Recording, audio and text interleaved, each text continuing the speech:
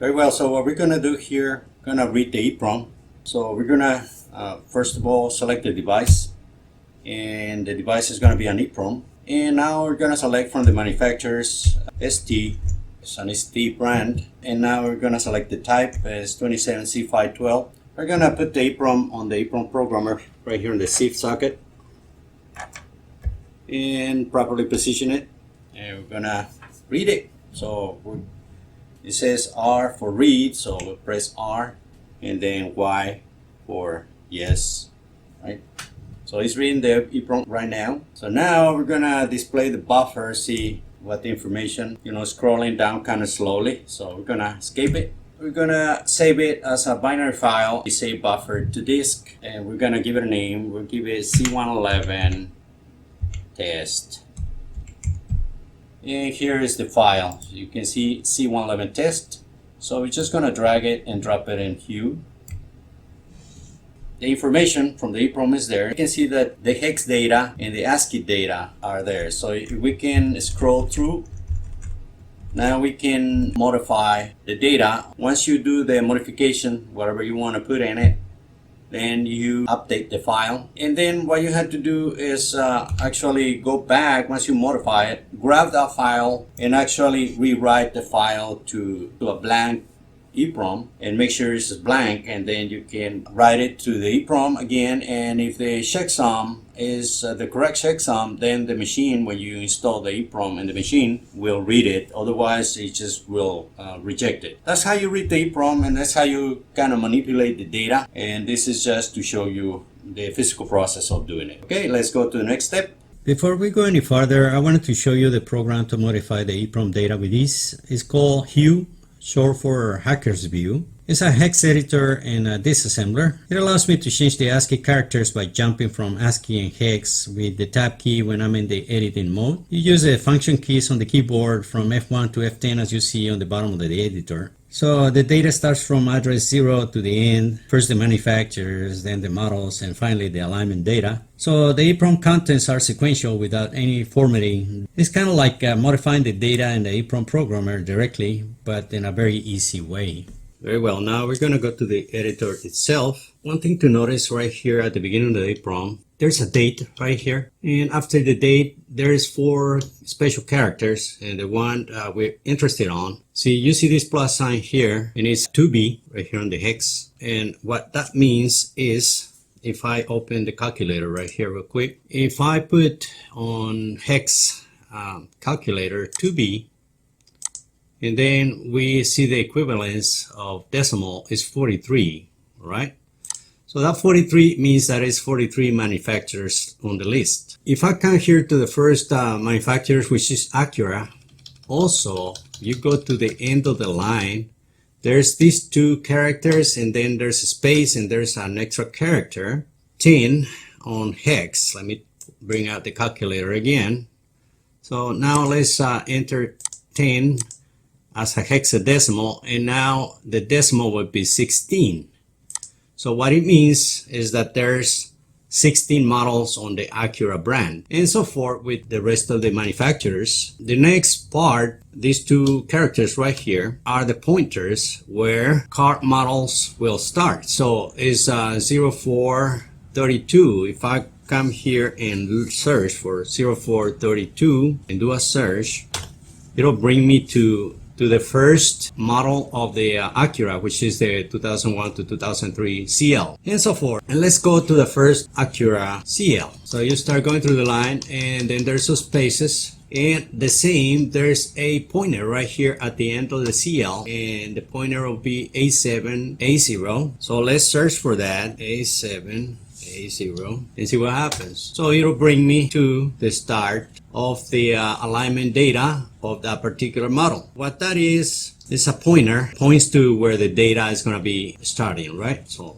but I want to show you how this data is organized to be able to point to where it's needed, and to be able to know how many models and how many car manufacturers and all that. So if we come here to the C111 vehicle specification screen, we see that we got Acura here, and we have number of manufacturers listed there. There's 13 manufacturers from top to bottom. If we have more than 13 manufacturers, then we scroll with the up and down arrows on the keypad, and we select doing, the scrolling through those buttons. All right, so right here we have the Acura manufacturers with the different car models. We also have 13 slots where we can put the models right here. Of course, it's going to be more than 13 in this case. So we had to scroll it up and down and select with the arrows on the keypad.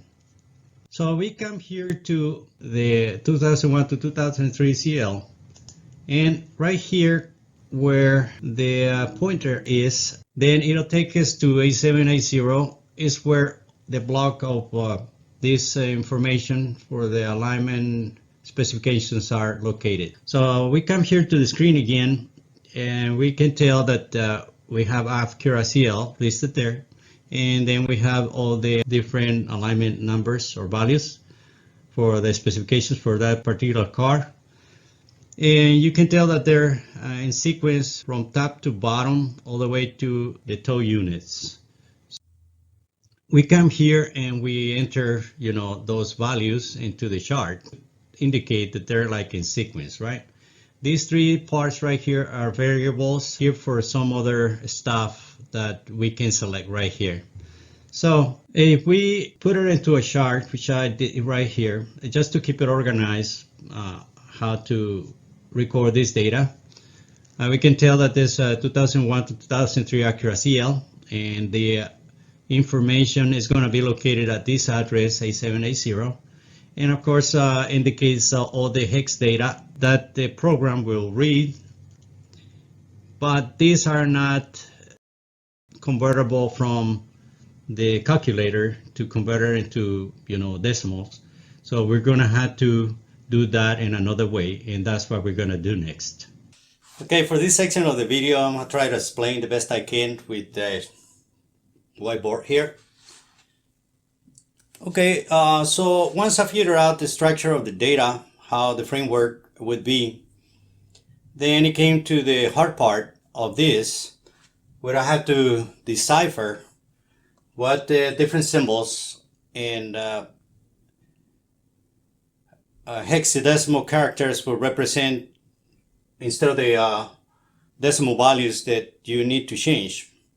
For example, we have here the 01 to 03 CL, 2001 to 2003 CL, and we gave it the address of A780, and it took us to this block of data. Now, if I want to do a change for a newer model or for other brand or whatever, so instead of the CL, let's say that we want to put a Chevy Cobalt.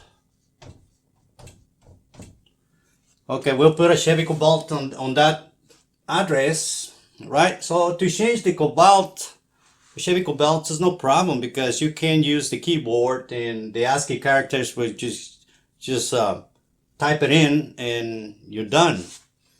So the Chevy Cobalt will take you to the same address, and now we find out that we had to change the decimals or whatever specifications it calls for. So how are you going to do that? I mean, you don't have an EPROM that is updated for the current model. As I told you, this Hunter stopped servicing this machine 20 years ago. So how are you going to do it? Well, one way to do it is to actually manually enter the data from a book from any publisher that will sell the specification book, and then you can actually select your model and go to the machine and select manual entry for the specifications, and then you can start typing in or punching in the numbers. Let's say 0.0, 1.0, whatever it calls for, and you just go from camber and tolerance and the other camber and tolerance, caster, toe, etc., all the way to the rear and all that, right? So you can do that. That data, when you store it that way, it's got to go somewhere. So the logical place where data will go is to the RAM. I say, well, maybe I can read the RAM and I could actually read it, right? So you type in the whatever information you need, take the chip out and put it on the programmer and read the data.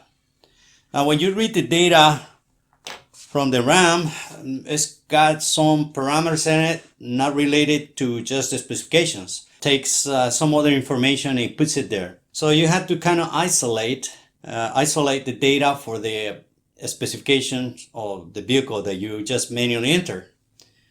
Now once you got that, then I just save it as a binary file and start substituting it with the hex values on Hue, right, on the editor, and then until you complete the whole list of 800 vehicles. Well, it's not actually 800 vehicles. Some vehicles share the same specs, but it's not so many that will share them. It might be an easier way to do this that I'm not aware of, but this is the only thing that occurred to me that I could do it, and it worked. It took a lot of work. It was very tedious and time consuming because once I read the RAM and I transferred it to a binary file, then from there, then I had to write down that data individually for each car, and I kept it organized in each sheet that I was actually reading and I was going to enter into the chip.